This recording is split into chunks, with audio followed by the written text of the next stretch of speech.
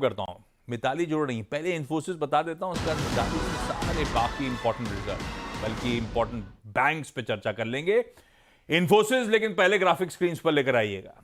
Time दिया था Thursday को 3:45, एकदम प्रिसाइसली टाइम दिया था प्रेस रिलीज में, पर वो जब नंबर्स नहीं आए ना, हर 5 मिनट टटोल रहा था, तभी डर लग गया था कहीं गड़बड़ा रहा है मामला। नंबर्स फाइनली आए 4:23 पे, और वो जो क्या बेल वेदर कहते हैं ना आईटी की, उसकी घंटी की आवाज अच्छी नहीं आ रही है, तो मामला गड़बड़ाया हुआ है। इन्फोसिस के केस में अपन एक्सपेक्ट कर रहे थे, स्ट्रीट एक्सपेक्ट कर रहा था, कह लीजिए कांस्टेंट करेंसी आए 1% गिरेगी तिमाही दर तिमाही। भाई साहब गिरी है उससे ज्यादा, 3.5% का ड्रॉप है। तो ऐसे में क्या हुआ, पूरे साल की जो गाइडेंस दी थी 4.5 से 5% हम कांस्टेंट करेंसी में ग्रो करेंगे, वही मिस हो गया। 4.2% पे पहुंचे, तो इन्फोसिस ने अपने एनुअल गाइडेंस इस बार मिस कर दिए। खैर, मूड कैसे बदल रहा था वो डेटा मैंने स्क्रीन पर रखा हुआ है, कैसे हर क्वार्टर कांस्टेंट करेंसी ग्रोथ सुधर रही थी, तो कंपनी अपनी गाइडेंस बढ़ाती चली गई, और इवेंचुअली एकदम से Q4 में सारा मामला गड़बड़ा गया। वो कहते हैं ना, वक्त बदल गया, जज्बात बदल गए, वैसे ही एकदम से सब गड़बड़ा गया Q4 में आते आते।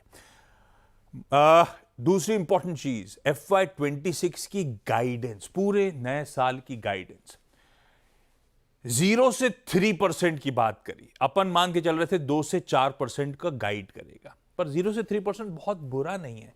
स्ट्रीट का एक तबका तो इस बात को लेकर चिंतित था कि हो सकता है इस बार इन्फोसिस गाइडेंस सस्पेंड कर दे, क्योंकि बहुत अनसर्टेनिटी है। दी इन्होंने 0 से 3%, हालांकि जो दी है स्ट्रीट एस्टिमेट जो मान रहा था गाइडेंस देंगे, उनके अनुमान से कमजोर ही ये गाइडेंस सामने आता हुआ। खैर, ये इन्फोसिस की कहानी है, और इन्फोसिस के बाद हुआ क्या, तीनों आईटी दिग्गज TCS, विप्रो, इन्फोसिस, जो स्ट्रीट एक्सपेक्ट कर रहा था उससे खराब परफॉर्मेंस, तीनों ने मिस करा। पर आईटी मिस कर रहा होगा, बैंक्स चाहे वो HDFC बैंक हो, ICICI बैंक हो, डिसअपॉइंट नहीं करेंगे आपको। मिताली बताएंगे कैसे लगे numbers. Mitali, good morning. Good morning. तो बैंक्स और फाइनेंशियल कंपनीज के Q4 के रिजल्ट्स काफ़ी प्रॉमिसिंग नजर आ रहे हैं। HDFC बैंक की अगर बात करें तो नेट प्रॉफिट में हमें 6.7% का इजाफा देखने को मिला है, 17,616 करोड़ के आसपास फिगर रजिस्टर हुआ है, जबकि NII भी 10.3% के साथ यहाँ पे ग्रोथ दिखाते हुए नजर आया। बैंक के ग्रॉस NPAs और नेट NPAs में भी हमें इंप्रूवमेंट देखने को मिला है, जो कि पिछले क्वार्टर से काफ़ी बेटर नजर आ रहा है। साथ ही डिविडेंड की अगर मैं बात करूँ तो बोर्ड ने 22 रुपये का डिविडेंड अपने शेयर होल्डर्स के लिए रिकमेंड किया है, और निम्स की अगर बात करें तो यहाँ पे 3.54% तक यहाँ पे इंप्रूवमेंट हमें निम्स में देखने को मिला है। दूसरा, मैं ICICI बैंक की बात करूँ तो वहाँ पे भी ज़बरदस्त नंबर्स देखने को मिले हैं। नेट प्रॉफिट जो है वो 18% बढ़कर 12,630 करोड़ पर रजिस्टर होता नजर आया। NIIs में 11% की ग्रोथ दिखी। वही बैंक के जो निम्स है वो भी 4.41% पर नजर आते हुए आए।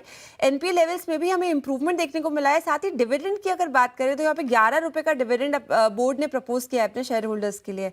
जियो फाइनेंशियल सर्विसेज का भी रिजल्ट आया। नेट प्रॉफिट हल्का सा 1.7% तक यहाँ पे बढ़ता हुआ नजर आया, 316 करोड़ रुपए का आंकड़ा, जबकि रेवेन्यू में 18% का जंप यहाँ पे नजर आया है, 493 करोड़ के आसपास। कंपनी के AUM पहली बार 10,000 करोड़ के पार चला गया, जो कि एक सिग्निफिकेंट माइलस्टोन है। यहाँ पर HDFC लाइफ ने भी यहाँ पे स्टेबल परफॉर्मेंस दिया है। टोटल APE की बात करूँ तो 10% बढ़कर 5,186 करोड़ पर रजिस्टर हुआ।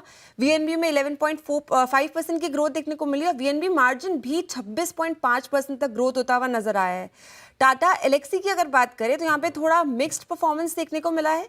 नेट प्रॉफिट में 13.4% यहाँ पे गिरता हुआ नजर आया। रेवेन्यू में 3.3% की डिप देखने को मिली है। एबिट और मार्जिन में भी यहाँ पे गिरावट देखने को मिली है। फिर भी कंपनी ने 75 रुपीज़ का डिविडेंड जो है यहाँ पे डिक्लेयर किया है।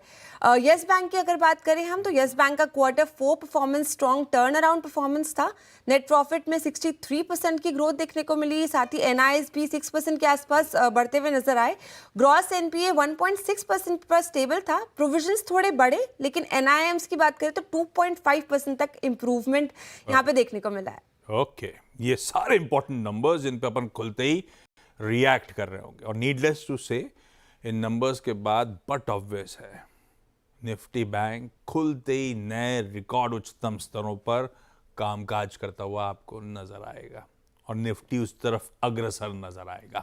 खैर, आज की ब्रोकरेज रिपोर्ट, मॉर्गन स्टैनली की लार्सन एंड टूब्रो रिपोर्ट। कुछ दिन पहले लास्ट एंड टूबरो पे एक इक्वल वेट रिपोर्ट आई थी, मेरे ख्याल से मूड बदल गया है। देखिए मॉर्गन स्टैनली तो बुलिश हो गए, ओवरवेट 3877 के टारगेट्स, यानी कि थर्सडे के क्लोज से 19 से 20% का अपसाइड।